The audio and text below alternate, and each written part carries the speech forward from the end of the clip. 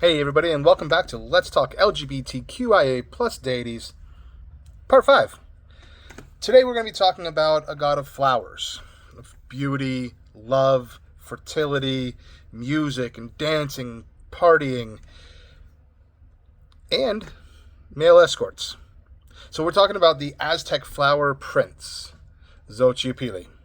Now, Xochitl was always depicted with feathers along his hat, wearing flowers, decorations of butterflies, necklaces of shells and jade. He was also credited for inventing the game of Patoli, which, if I'm understanding correctly, is also known as the bean game, and you would race your opponent across an X-shaped board with all of your tokens and attempting to win all of their stuff. So it was an early game of gambling.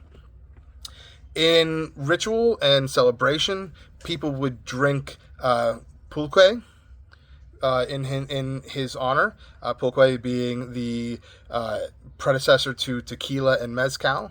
They would leave him offerings of corn, and he was a twin. So his sibling was Xochitl, who pretty much associated with everything the same, except Xochitl was leaning more towards women, Xochitl more towards the men. And their origin story is worth noting also, because I think it's really kind of fascinating, and that's they don't have parentage and they weren't born.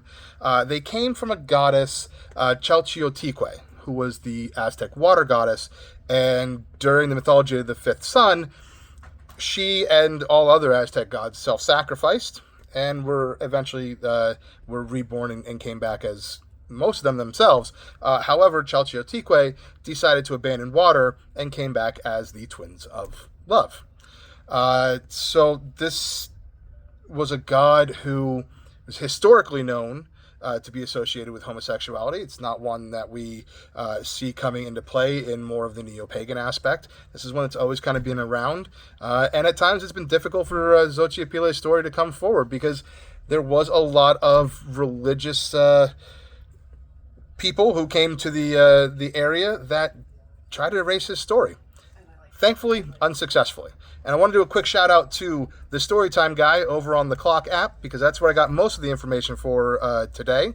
If you've never run into his stuff, I highly recommend it. He is always full of really good stories, especially those going into the Mesoamerican mythologies and cultures. All right, guys, I'm going to leave you here. Have yourself a great day. And of course, happy Pride.